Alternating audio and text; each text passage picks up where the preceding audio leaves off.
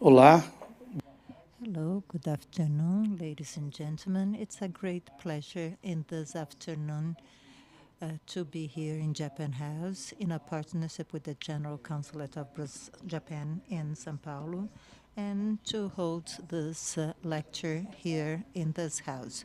I'd like to compliment all the people in person today and also those that are following us online on YouTube.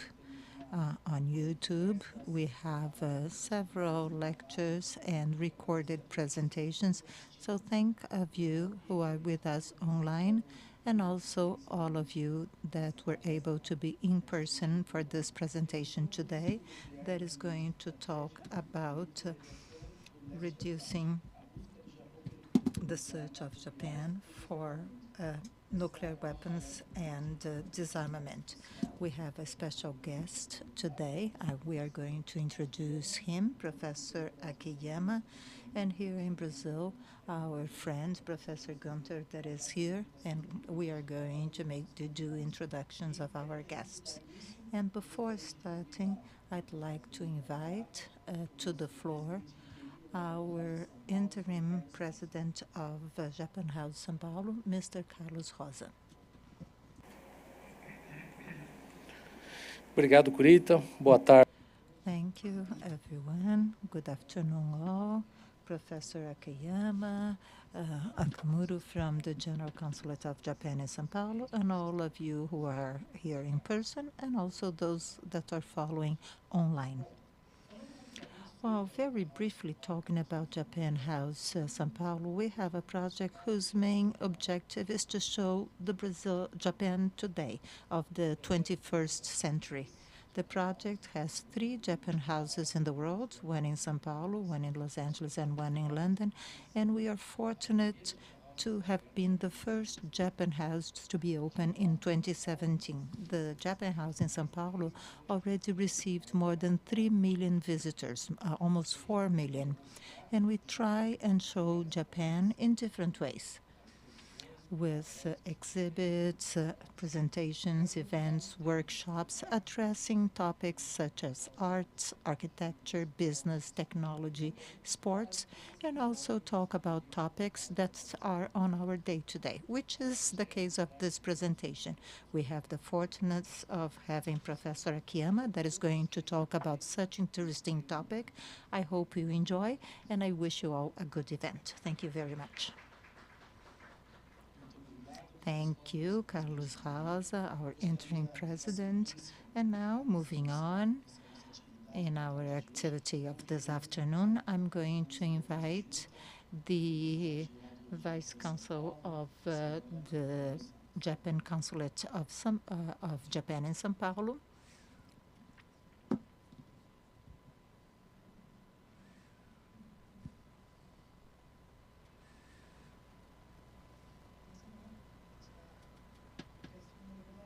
Senhoras e senhores, boa tarde a todos. É uma grande honra. It is a great honor to have you today in Japan House, São Paulo, for this important lecture that talks about an extremely relevant and urgent topic in the current scenario, talking about the risks of nuclear arms in Asia. I would like to express my thanks to Professor Nobumasa Akiyama, a renowned researcher on the topic that was especially sent by the Ministry of Japan for this presentation, and Professor Gunther Rudzit, a respected specialist in Brazil in the area of international relations. I thank the generosity of you, professors, to share your knowledge with us. I also would like to thank Mr. Carlos Rosa, on behalf of whom I also thank everyone who works for Japan House. We live in times of challenge, and the region of East Asia is at a strategic crossroads. The nuclear capacity of neighboring countries to Japan is a legitimate concern, and demands continuous efforts in diplomacy and international cooperation. In this sense, Japan, as a nation that knows deeply the consequence of nuclear weapons, continues firm in its search for the control and disarmament of these weapons, committing to the strengthening of alliances and pacific dialogue. I would like to wish you all an excellent event. Thank you very much.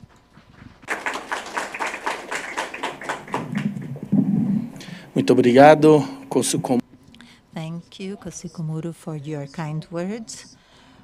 Just a few recommendations and housekeeping.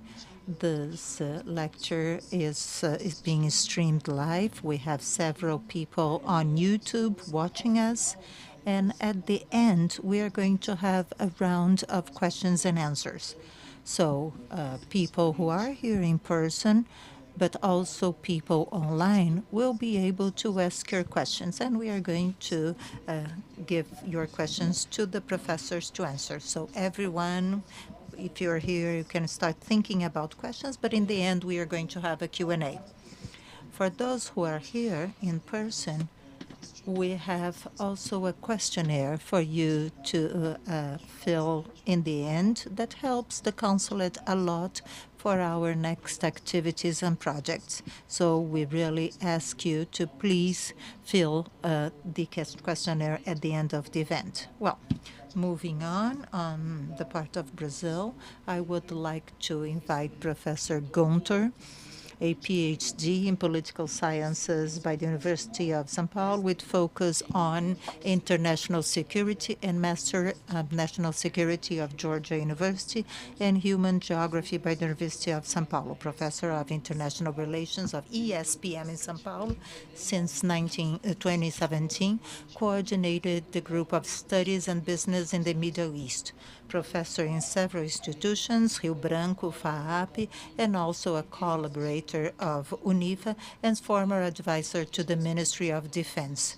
And those who are watching and those who are here have already probably seen the professor on TV with always stellar comments and and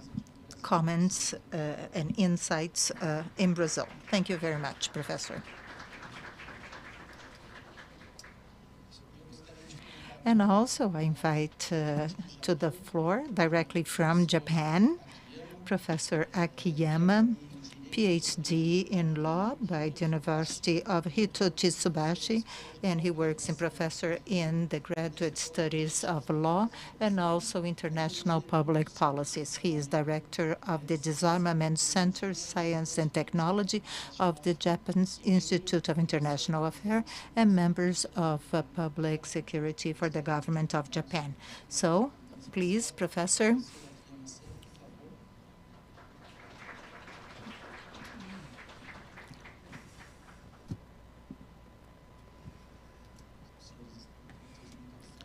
Well, you have the mic. I wish you all an excellent presentation.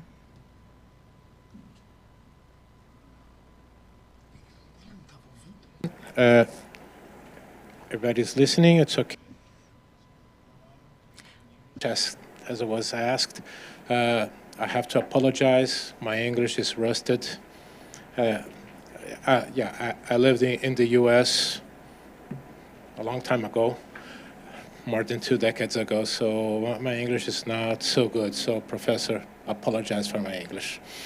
I would like to say thank you for the invitation. It's a pleasure to be here. It's a pleasure to discuss and learn a lot about the security environment in East Asia, and I would say not only East Asia, but as the last developments have been so fast, I would say Southeast and East Asia nowadays. It's impossible to look what is happening only between the relationship between China, Japan, South and North Koreas. and Taiwan, especially Taiwan, and don't think about all the other countries. And why should we Brazilians that we live exactly on the other side of the world should be concerned about what's going on there? It's not only because nuclear energy and nuclear weapons are very sensitive topic, especially when it's related to nuclear weapons and especially when it's related to Japan, that experienced the worst of what this weapon can make in humanity. But the problem is that this nightmare is coming back. It's coming back because the world is not the same as it used to be a few years ago. That world that began with the end of the Cold War, it's gone. So in this interdependent world, if you think only about economics and you're not concerned about what happens to other people in the world, if you're only concerned about economics, what happens in this region, in this very important region of the world, it affects all the entire world. So for only this reason, we Brazilians should be concerned about what is happening there. So from what I was able to heard about the topic yesterday, when we were talking to some other professor colleagues at SPM, I've learned a lot, and I'm pretty sure that you all here will learn a lot too.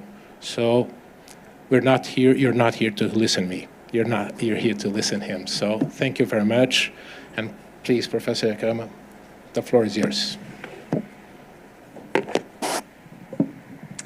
Thank you very much, Professor Gunther, for introduction, and also appreciate Japan House and the Japanese Foreign Ministry to bring me over to Brazil. In fact, this is my first time to be in this part of the world, and I'm very much looking forward to exchanging the views and having a discussion instead of just simply I tell you something from my perspective. So I'm very much looking forward to a discussion with you as well. So let me start. Oh, in fact, probably I have to start with the advertisement.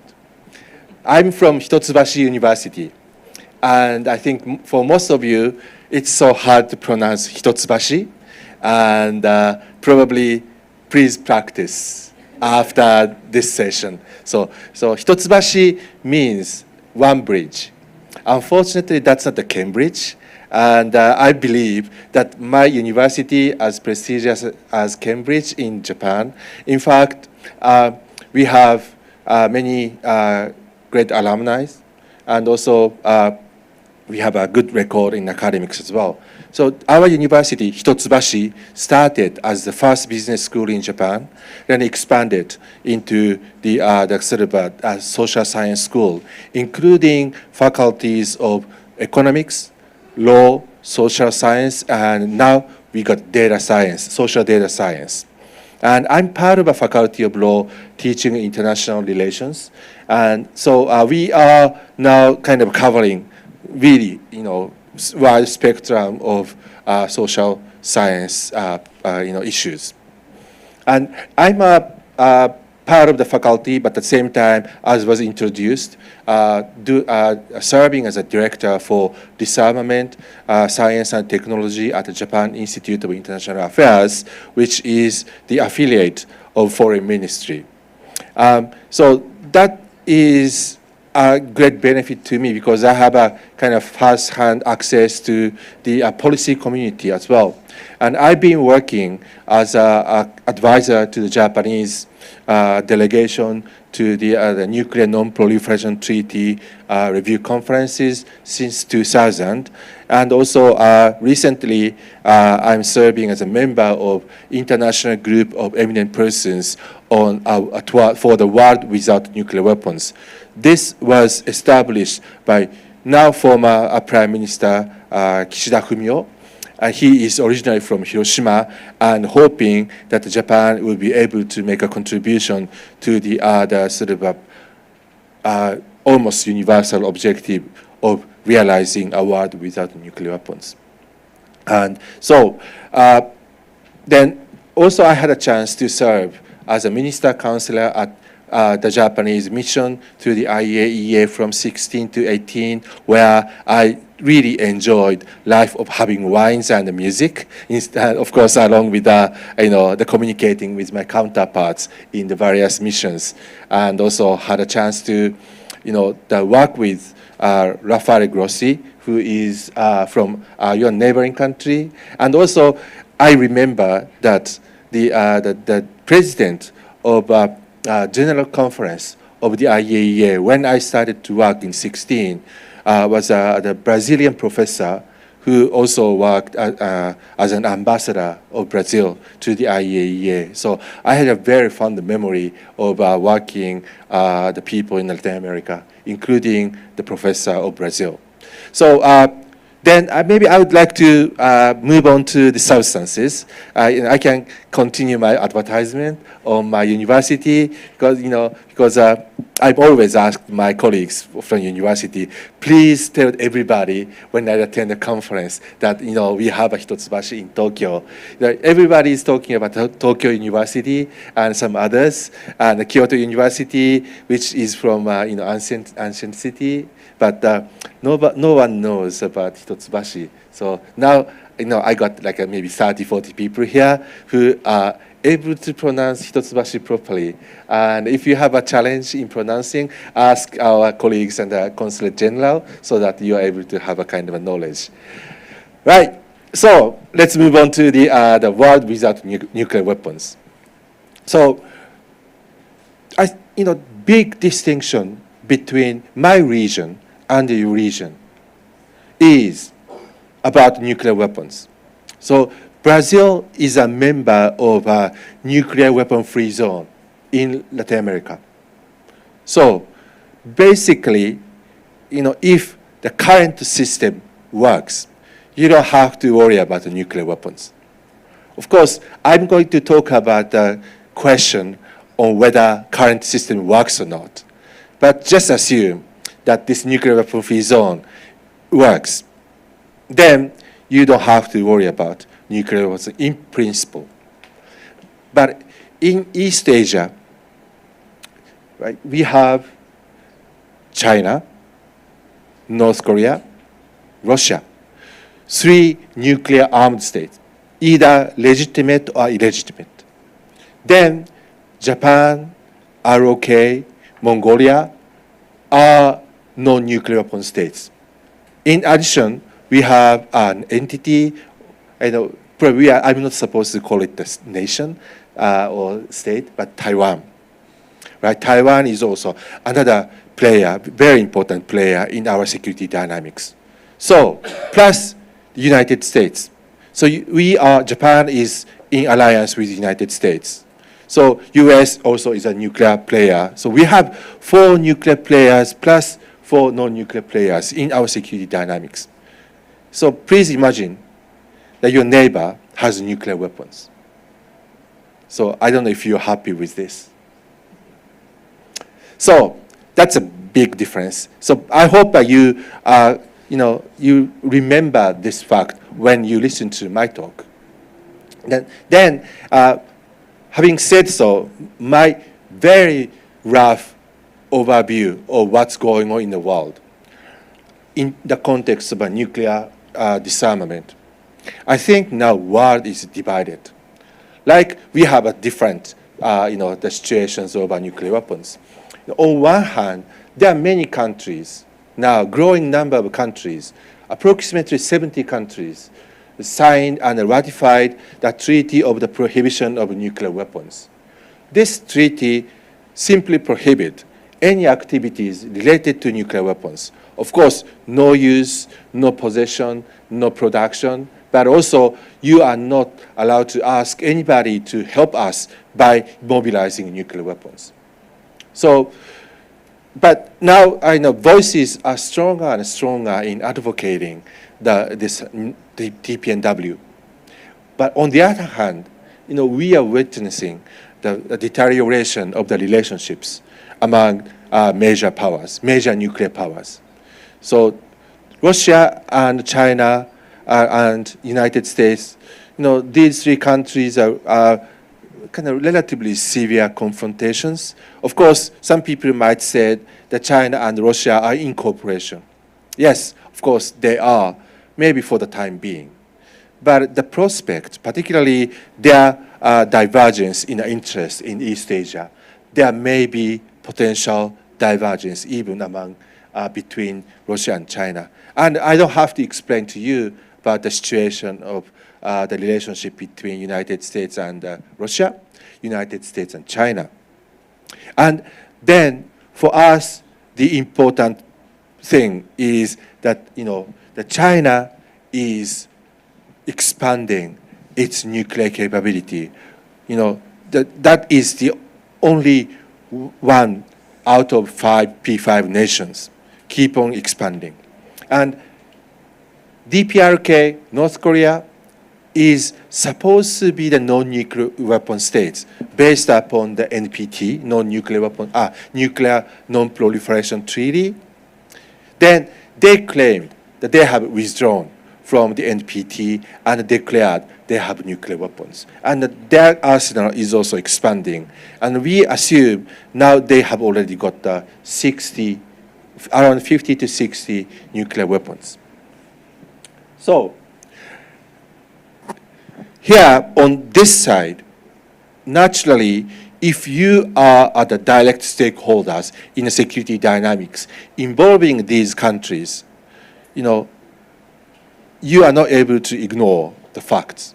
And you may have to think about how to deal with these threats, right? So if your neighbor is building up the capability and next to your house, your neighbor is getting hundreds of shotguns and hundreds of pistols and something, and it's still growing. Are you happy with this? Right? So that's the kind of situation. And in between, Japan, naturally is supposed to be advocate of a nuclear disarmament, but at the same time, we have neighbors who are building up their capabilities. How should we do? So this is a kind of a, very rough picture of what happens. And so let me talk a little bit more details, right? If I just say, we are scared, then, one may wonder why, right? So what happens? What is going on? So China, according to the report by the U.S. Department of Defense, may be building up their nuclear arsenal with 1,000 nuclear warheads by 2030. 2030 sounds a little bit far, but it's only 6 years away. Close. Then 5 more years, there is an estimate that it's going to have 1,500. And this estimate basically comes from their capability of producing fissile materials.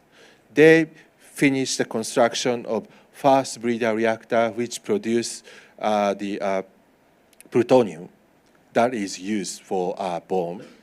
Then another reactor is coming up very soon. So, they are constantly building up the capabilities. Plus, Chinese variety of missiles that they possess also poses some questions about what they are trying to do. So they have ICBMs which could reach the mainland China, mainland US, but at the same time, they are building up a medium-range missile arsenal, including the, all different types, including HGVs, warhead. HGV is a kind of a hypersonic gliding vehicles, right, with a very high speed, velocity, and then a target, and so they're more kind of moving into the targets. So a lot of different types of arsenals. Then what we found eventually was the missile gap. So China has 1,500 medium-range missiles. And do you know how many does Japan have at the equivalent of these Chinese capabilities? 0. Are you happy with this? if you are Japan? Probably not, right? So then that prompted to shift our security policy, but not really a kind of a offensive way. We have to improve our defense capabilities. So what are the effective defense to deal with such a threats? I'm going to talk about later.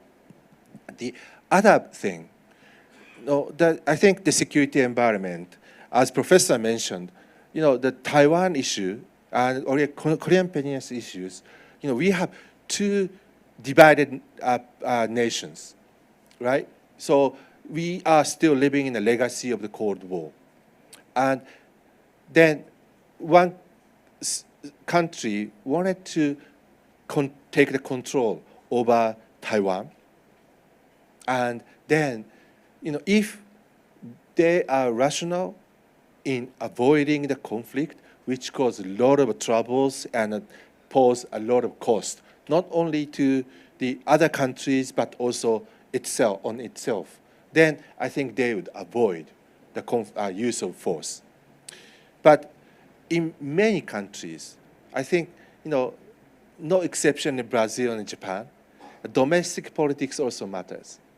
Sometimes foreign policy or security policies are driven by domestic politics. So what we don't know is how domestic politics in China affects the Chinese strategic calculations. Because China identifies the control of Taiwan is one of core interests. Core interest means that they want to achieve by any means. So that's why United States, Japan, and some security people are worrying that they even might use the force to achieve these strategic objectives. My take is, I'm more kind of optimistic that China is not going to use the force because, they are rational enough to avoid the unnecessary costs. And if they fail to achieve this objective, then I think politically, that's more disastrous. But at the same time, I don't know what are their calculations. So it is important for us to keep on reminding our counterpart that your attempt won't be rewarded, and we are not going to tolerate. If they are taking some actions, then we jointly, along with United States and the like-minded countries, to take measures to not to sort of cause catastrophic consequences in Asia. So, these are very rough sketch of what's going on in East Asia. And, I don't know if you believe in me or not, but, see this figure as a kind of facts, okay? So,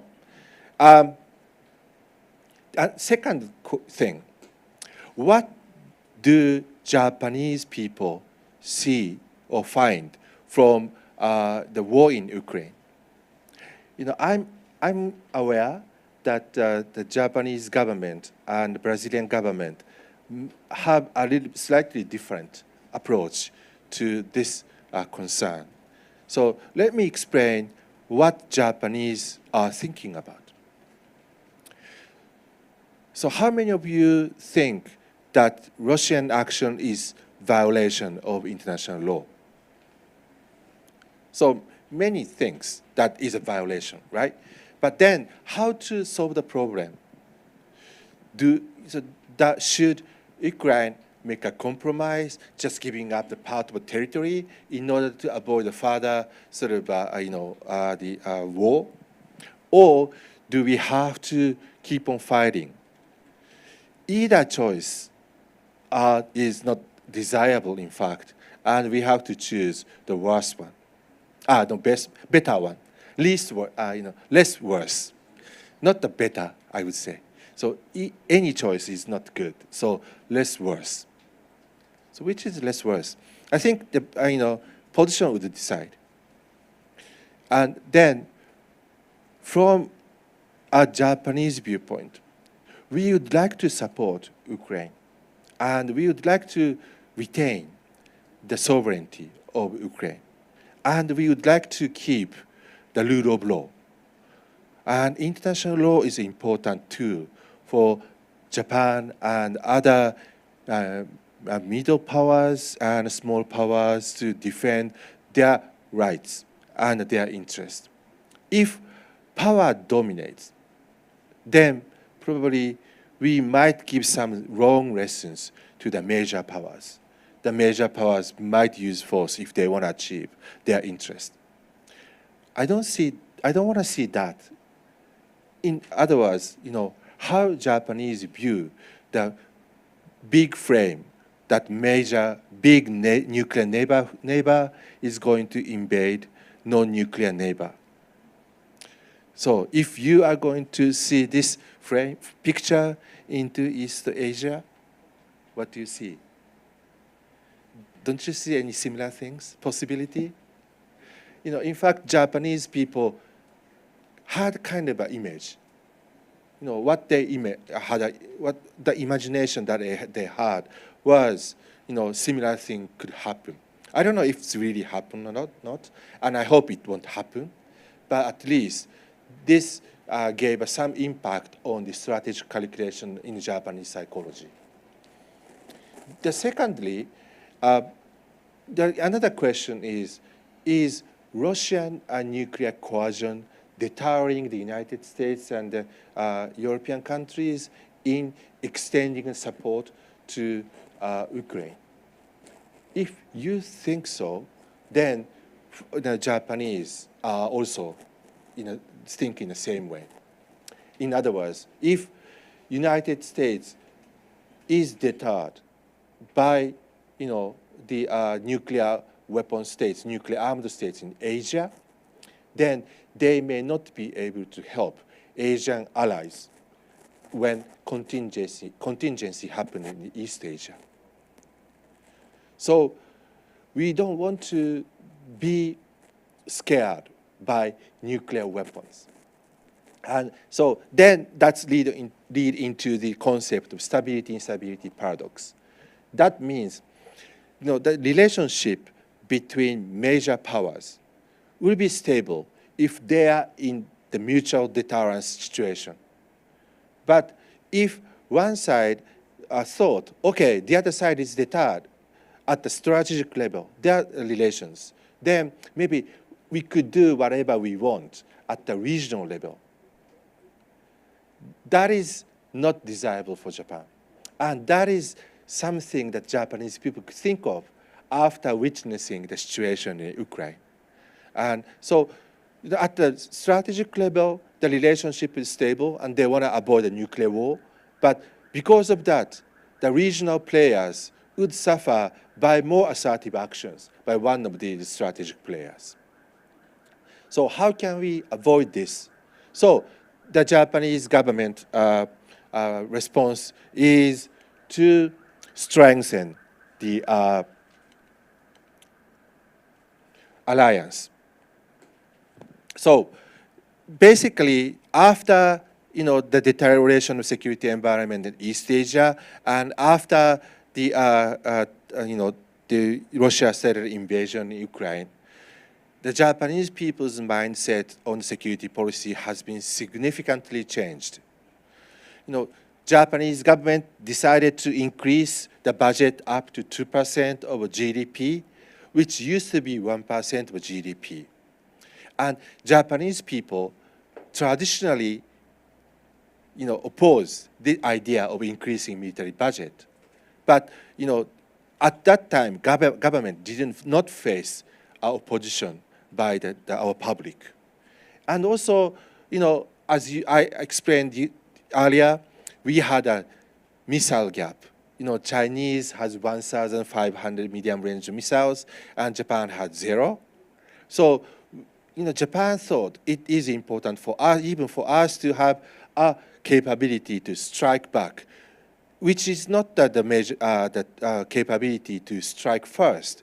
Of course, we don't want to start a war because we understand that if we start a war, obviously we are going to suffer more.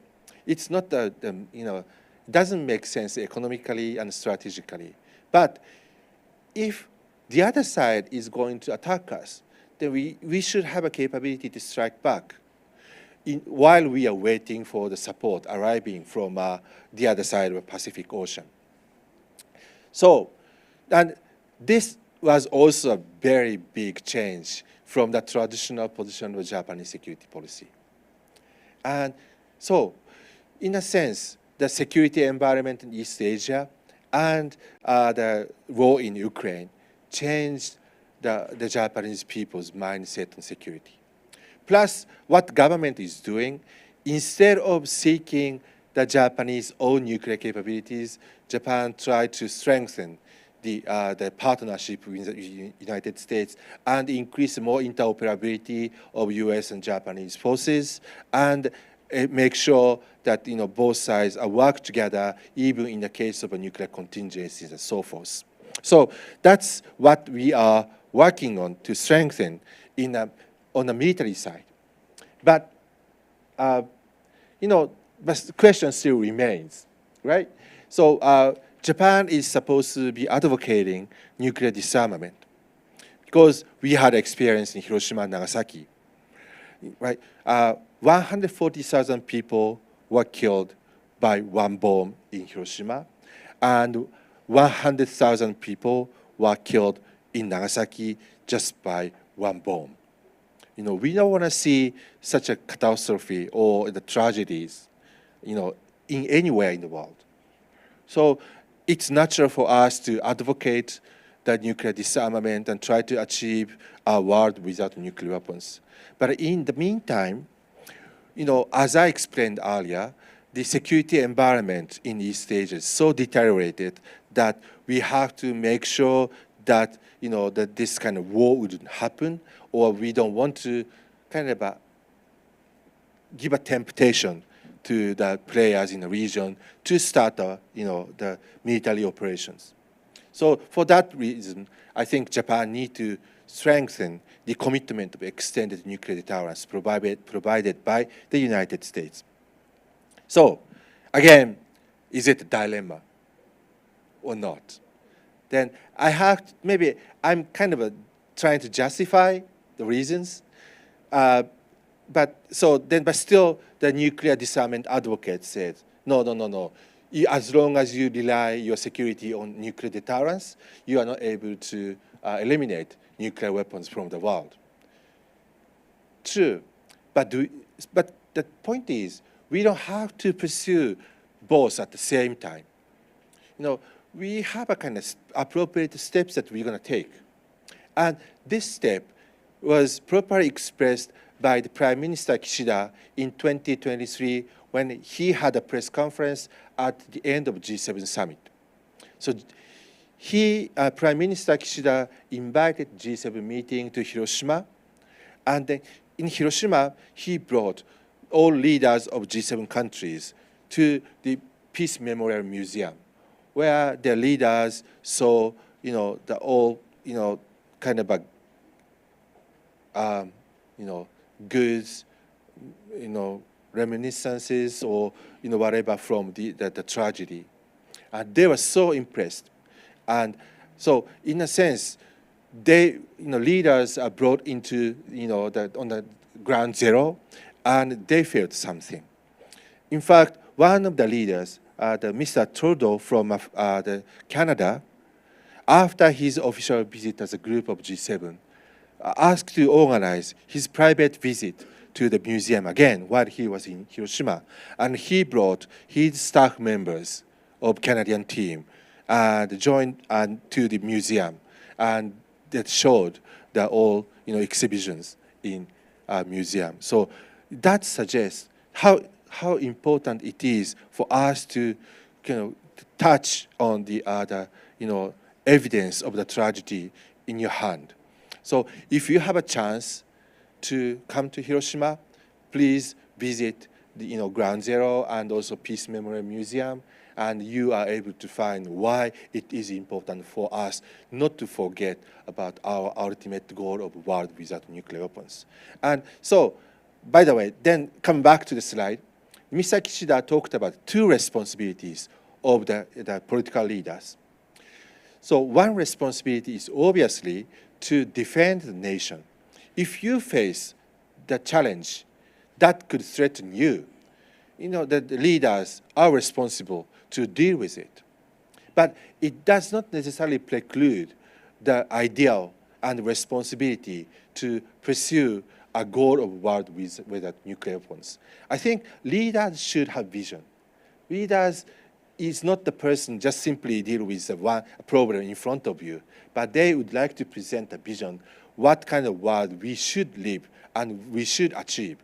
So in a sense, this kind of a demarcation of short-term goals or short-term responsibilities and long-term responsibilities are appropriate. And this dilemma, again, is not the dilemma of Japan. But as I mentioned at the beginning, it's a dilemma of Japan and the world, entire world. Even, I think, Brazilians, you guys, you are rather free from the threat of nuclear weapons. But I think I want you to share this dilemma and two responsibilities with us, and I hope we are able to work together, and that is I think the way how we collectively try to make the world safer. And of course, I should identify myself as a realist. So as a kind of academician, I work on nuclear deterrence, how nuclear deterrence would be effective, but at the same time, it does not necessarily mean that I don't like the idea of a world without nuclear weapons. Rather, I would like to pursue a world without nuclear weapons by reducing the threats in communication with our potential adversaries. So strengthening the deterrence is an important part, but at the same time, we are going to engage with the China, North Korea, so that we are going to find a common ground and a mutual beneficial relationship to reduce the threat on both sides. And I think that is probably more realistic and pragmatic way to address the concern in East Asia. So I want to continue. I have many slides to go, but probably for the sake of securing a time for discussion, and maybe I want to benefit from the discussion with you, I'm going to stop my presentation now. And if I have time, I'm happy to share other thoughts. But I really want to listen to Professor your view as well. Thank you very much.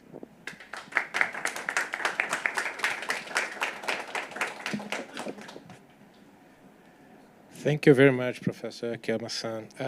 As you were talking, I just remember one of my classes at Georgetown. When I was discussing American defense policy, and it was 1999, it was the beginning of the discussion of the United States increasing its missile defense, especially with the emerging threat of North Korea developing its interballistic continental missiles. And in this class, we were talking about non-intentional effects of some decisions. As you said, China decided to improve its nuclear capabilities to 1,500 warheads by 2030. Their goal is to improve their nuclear deterrence against the United States. However, Japan got affected by that. Not only Japan, all the other countries. Because it's not only increasing warheads, nuclear warheads, but increasing the missiles, and North Korea is doing the same. North Korea, as you know better than I do, wouldn't do anything like that without Beijing approval. So it's a big challenge for the entire regional security dilemma there. And however, I'm a little bit more pessimistic. I looked at the region, and I look especially to Taiwan, And I think that China and the United States, they are trapped in a Thucydides trap. And there's no other way that the Chinese Communist Party, especially its leader, Xi Jinping, won't try to regain sovereignty over Taiwan, especially because of the divine mandate of the Chinese people. For those that are not aware of what is this, in Chinese culture, the population accept the government if they give stability and social and economic development, and they add to this divine mandate territorial integrity, all because of what the Western powers did to China in the beginning of the 1900s. So this is my point. I think that because of this divine mandate, if Xi Jinping doesn't regain sovereignty over Taiwan, and just read what the new Taiwanese president said Monday about China is not our motherland, because the Republic of China was created before China People's Republic. So the movement that Taiwan is doing, the political movement, is to going for the independency. So I think that the Thucydides trap it's already established, and this is a problem for Japan. It's a neighbor. It has also a territorial dispute with China. I'm not going to try. My Japanese is worse than Portuguese. So Senkaku or Senkaku, I don't know how to pronounce Senkaku, islands. So it makes worse. It makes worse for you. So I understand very well that the position that you advocate, that you have to strengthen your relationship with the United States. Without that, the only other option is going to go nuclear.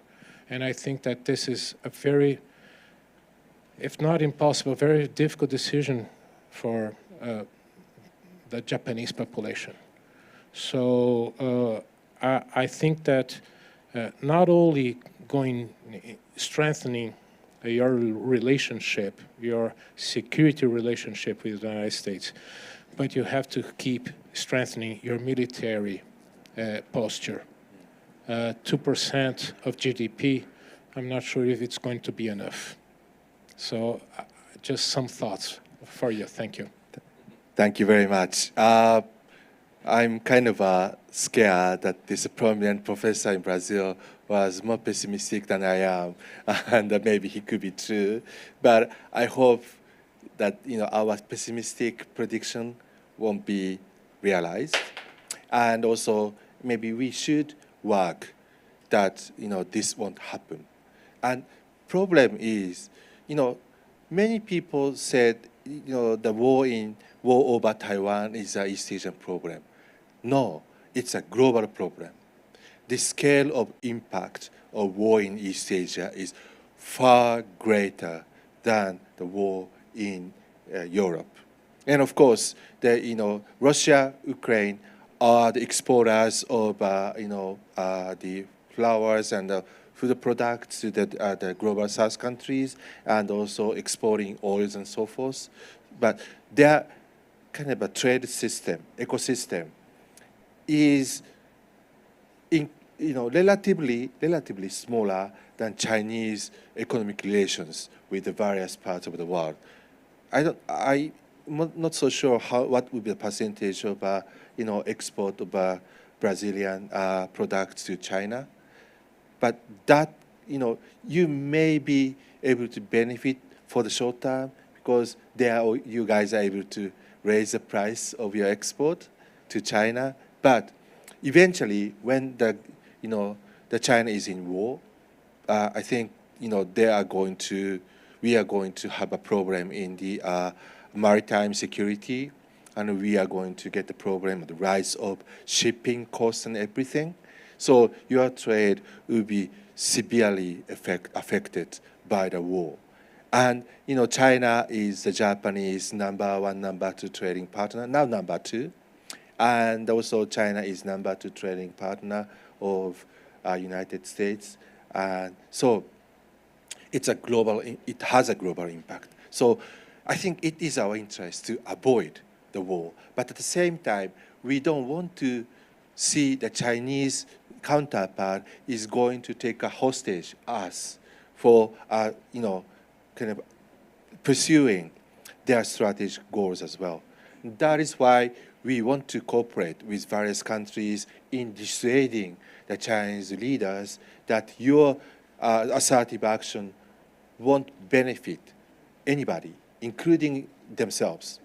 Plus, so in order to avoid the worst case scenario, I think Japan would like to further strengthen the alliance relationship with United States.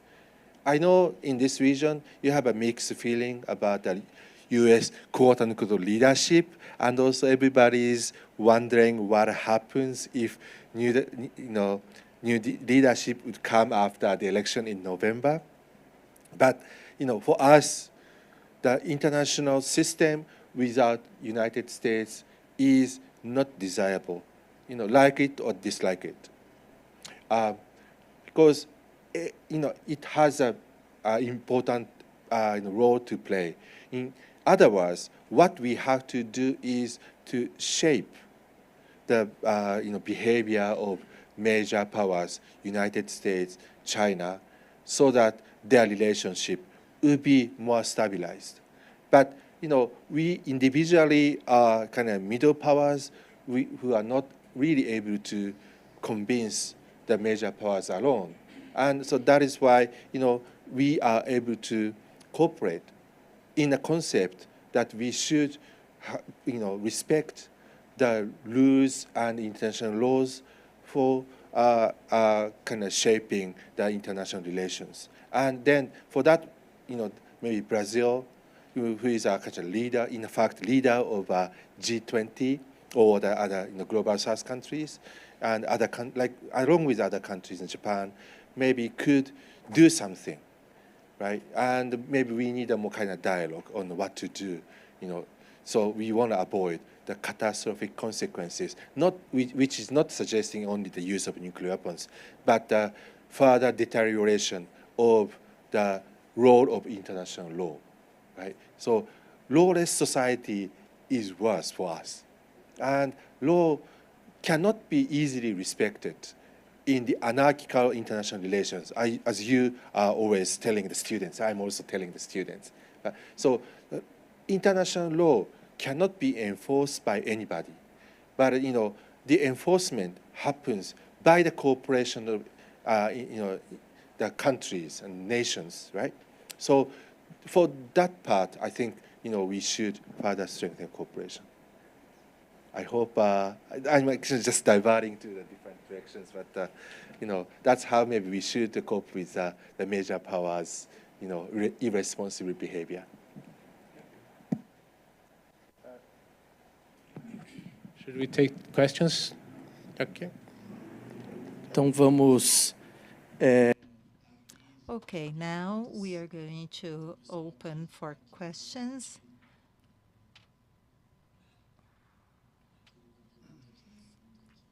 We have a question here in the back of the room. And also for those of you that are following us on YouTube, well, first of all, thank you so much for attending, but we are also going to take your questions. If you want, you just ask your questions on the chat box. But we are going to start with in-person questions. Sure, in Portuguese? Pode ser em inglês. Okay. So thank you very much for the presentation. It was very nice. And my question, I don't know if it relates to your expertise area exactly, but what I wanted to know would be in a more optimistic vision, in a more optimistic world, in case we dispose of those warheads and those nuclear bombs, how should we do it? Because I think of the, what happened at Bikini Atoll, and it kind of worries me about the environment, about the people that had to leave those areas. What would be the best way to dismantle or dispose of these nuclear weapons? Thank you. Thank you very much. Do you expect me to answer geek answers or more general, answers? Well, if you choose a geek one, maybe I need 3 hours to overview. But yes, it's correct. The problem is that after dismantling the warheads, how are we going to deal with the these nuclear materials and also some parts which are radiated, and probably everybody doesn't want to have these waste in your backyard, right? So not in my backyard is always a habit of behavior when we're talking about disposition of nuclear waste.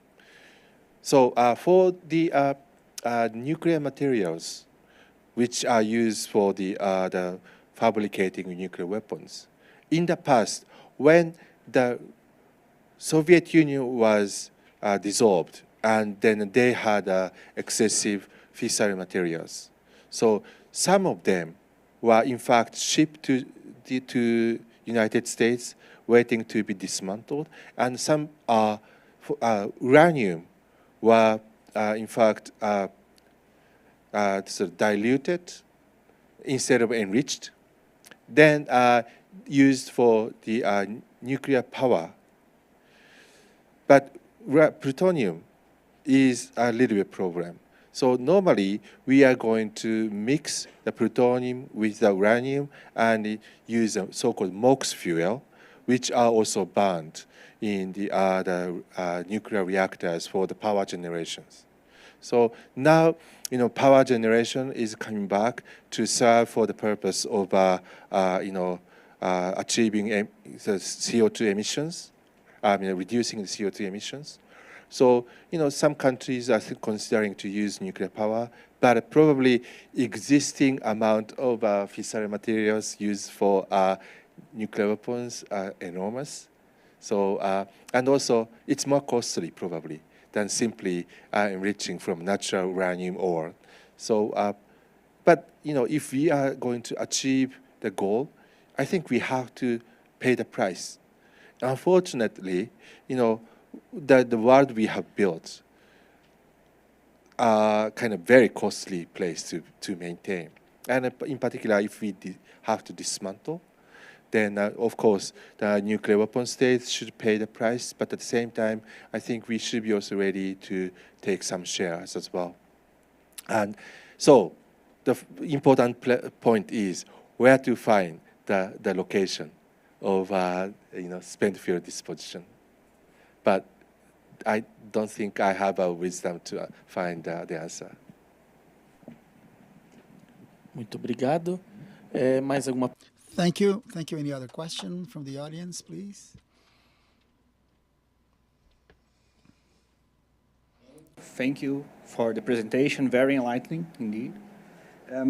I have a question that moves a bit away, a bit westwards towards India, because India is a superpower as well as China. It just doesn't have a permanent seat in the Security Council, but it's a threat in some way to the Chinese strategies in the region. So the possibility, there is a possibility for India to be an indirect ally in this nuclear deterrence in the region, or do you see, both professors of course, see the nuclear Indian project as a thing that can increase the threat of nuclear conflict in the region? Thank you. Then I respond, and Professor Gunther, you are going to follow up. You have a lot to say. So, so far, I don't think India is willing to play a kind of a very important role in shaping any kind of alliance activities. So recently, the new Prime Minister of Japan proposed NATO-like alliance mechanism in Asia, and the first one to respond negatively was the Foreign Minister of India. And I understand, right, that India's traditional foreign policy is non-aligned, completely non-aligned, not take either side. But at the same time, as you correctly point out, the China and India sharing a border and which are under dispute. So their relationship is not that easy. So if from a Indian sea power perspective, they want to check the rise of China, and their deterrence relationship is pretty important. And so in that way, India joined the Quad and also, partnering with Japan and other countries. But that's not really lead into the formal alliance arrangement. So, but on the other hand, as a land power, balance of power is really important, and so avoiding the conflict with China is a priority. So encirclement of China is not the kind of wide stuff. But from Chinese perspective, China would be threatened by the Indian capabilities. Certainly, India has its kind of adversary or the rival, the other side of the country, the Pakistan. So the China is supporting Pakistan as in order for Pakistan to match the Indians. So India is not really happy with that, the Chinese. So, and the China-India problem. So from Chinese perspective, China has to face the US on this direction and to India that direction. So it's a very difficult, I know that India makes Chinese strategic calculation really complicated.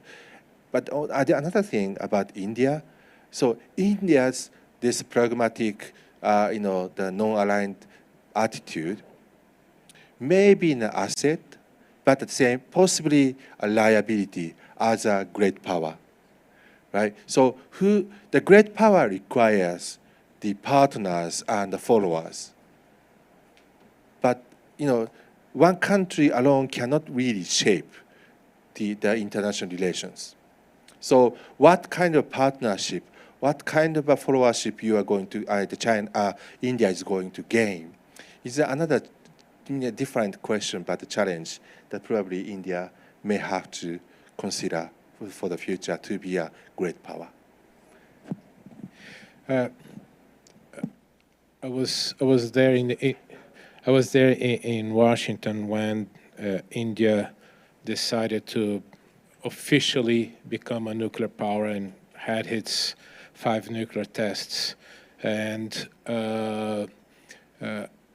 the joke in DC was that why it took 2 weeks to Pakistan make its nuclear test, because it took two weeks to translate from Mandarin to its language to assemble the nuclear weapon. Why I always, my students here know that why I always tell this joke, because China and India, they're enemies. They have this border dispute. They already fought a war. And I always remember that during the pandemic, their soldiers fight each other without weapons, and they kill themselves. So this shows me as you said yesterday for us there at SPME, the intentions. And it's very important, not only capabilities, intentions. Do not forget that, if I'm not mistaken, India is the only major country that in Asia that it's not part of the Road and Belt Initiative. They don't want to be trapped in this economic trap that Road and Belt is this. Beijing was very clever. On the other hand, India is part of BRICS, one of the original founding countries. And India is playing a very dubious foreign policy. It's almost an ally to Russia, not China, to Russia. Russia is the biggest weapon supplier of India. But on the other hand, India has a very close relationship with the United States, Australia, and Japan on the Quad group, with all these annual naval exercises. So it's playing a double card.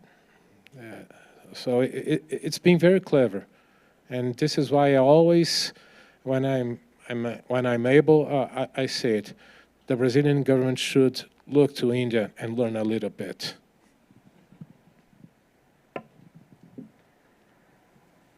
Good afternoon. I would like to ask, what do you think could be the impact of the Japanese election that happens later this month on the matter?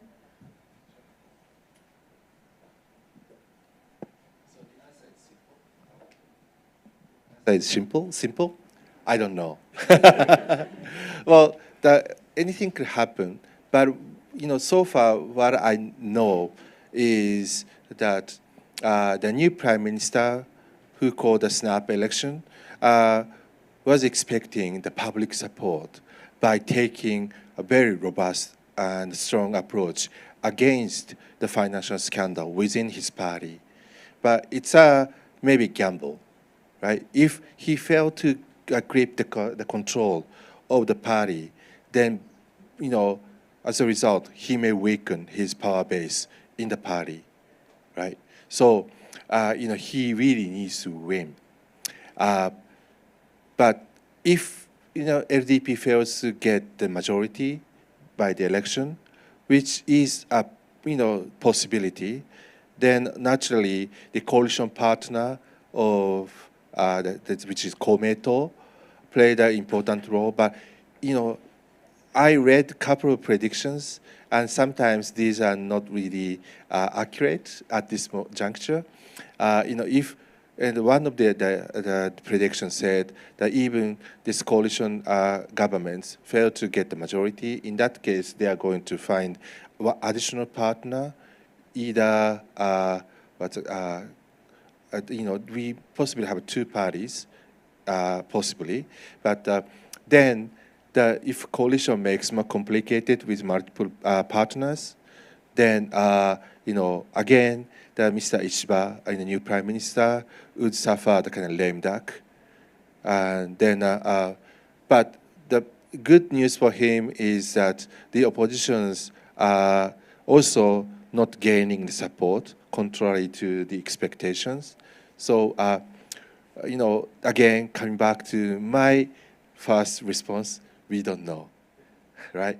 But Mr. Ishiba wanted to advocate a couple of new agenda in security policy, including, as we mentioned, the Asian version of NATO. But that idea actually is faced with a lot of criticism from experts rather than the public. And, I think, realistically speaking, Asian countries do not want to have a solid alliance relationship among themselves, because they have all different, priorities. So Japan has a priority, ROK has different priority, and then, of course, Indonesia, India, these have all different priorities. So it's so difficult to really pursue the idea of a, Asian version of NATO. Instead, we are seeking a multi-layered and, cross-national and multifaceted sort of approach. We call it lattice-like. Lattice is like this shape, right? How do you call it? Koushijo. Anybody can translate this into the maybe Portuguese? Lattice. Okay, right. Not hashtag. It's lattice. Koushijo. Yeah. So anyway, we have different frameworks, multiple frameworks, and memberships are overlapping, but we have different memberships. So many frameworks. So this multi-layered approach will be more realistic. So that's kind of what I know about security policy. But I think, from Japanese public, problem is how his economic policy would reboost the Japanese economy. And, during the Kishida administration, many people had a complaint about his economic policy, but performance was really good. So I think, Mr. Ishiba may continue the existing economic policy, but still, the people are rather greedy, so they want a more boost. So what he can do or his government do is the challenge, mostly in aspect of economy. Vamos então para mais uma pergunta. Good afternoon. Good afternoon. My question is about what do you two think about how North Korea would react to a potential advance of China on the military front? I think China sees that it needs to consolidate itself militarily in the region to reach this status as a world superpower. So how do you see a potential offensive from China against any other country there? And how would North Korea react to that? We know they have nuclear power and they have been testing annually. We hear about that. So how would North Korea react to an advancement from China? Right, thank you very much. The relationship between China and North Korea is really complicated, as Professor Gunther expressed. And so if China keeps on building up its nuclear capabilities, even though North Korea won't think it as a kind of a direct threat, but if China becomes more assertive against neighboring countries and try to be more provocative over Taiwan Strait, that certainly affect the North Korean strategic calculation. For example, what the US, Japan, ROK are worrying about is that we have to confront, we have to face two fronts simultaneously. Two fronts means Taiwan Strait and the Korean Peninsula. So if I were a Chinese strategist, maybe we ask North Koreans to take some actions, not really direct military actions, but at least they would like to attract the attention of South Koreans and the part of the United States to the Korean Peninsula in order to kind of divert the American forces into the Korean Peninsula rather than focusing on Taiwan issues. But I think North Korea is rather more autonomous. So it might exploit this opportunity to pursue its own interests. And if North Korea would take any actions, there is again the risk that they could be attacked, right? So in the end, what we need to be concerned is not about how that North Korea would react to the Chinese nuclear buildup, but what North Korea itself would do with its nuclear buildup.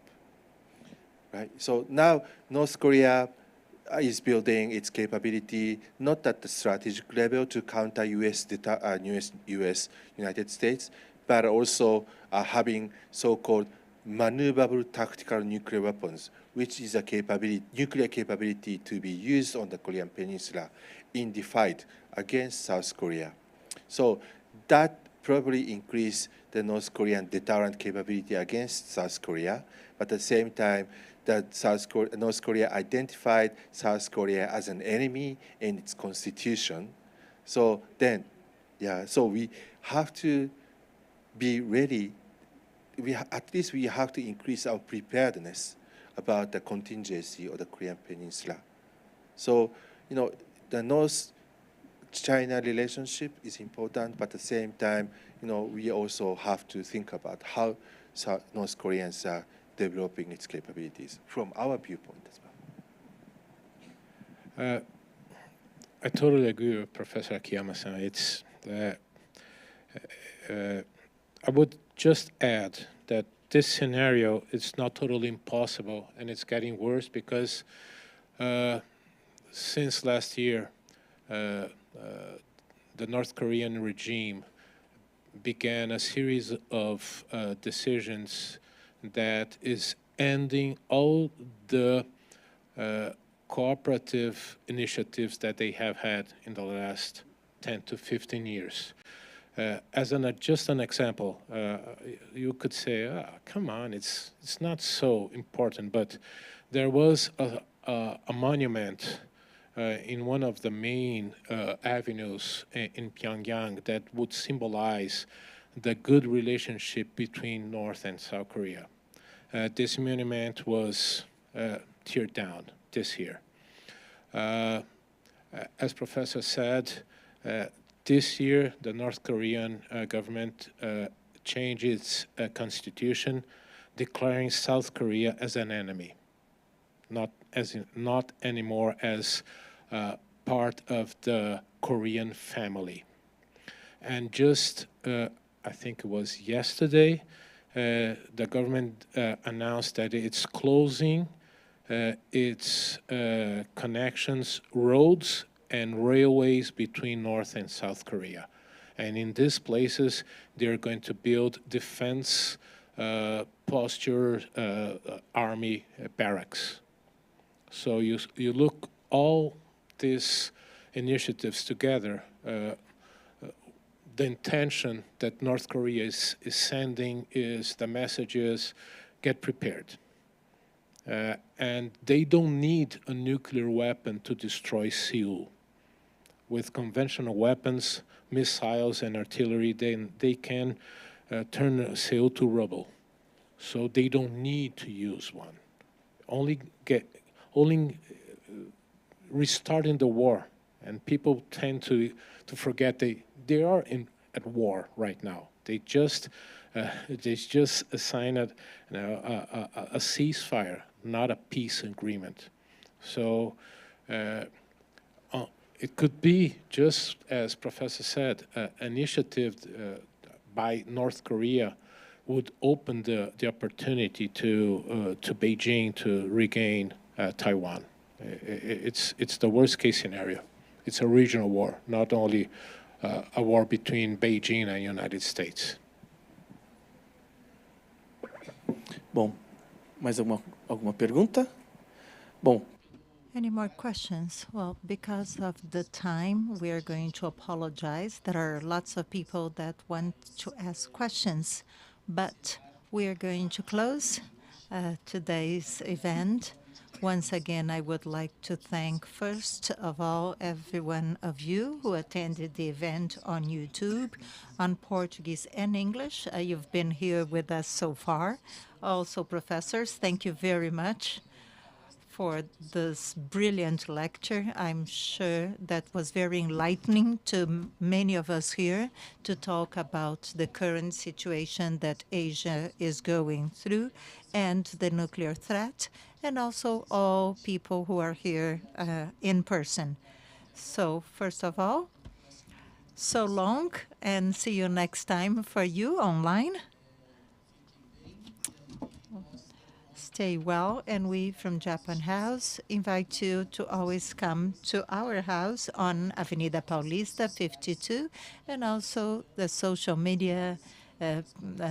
Come here. We have several lectures, activities. So thank you very much for attending. For those online, goodbye, so long for those who are with us.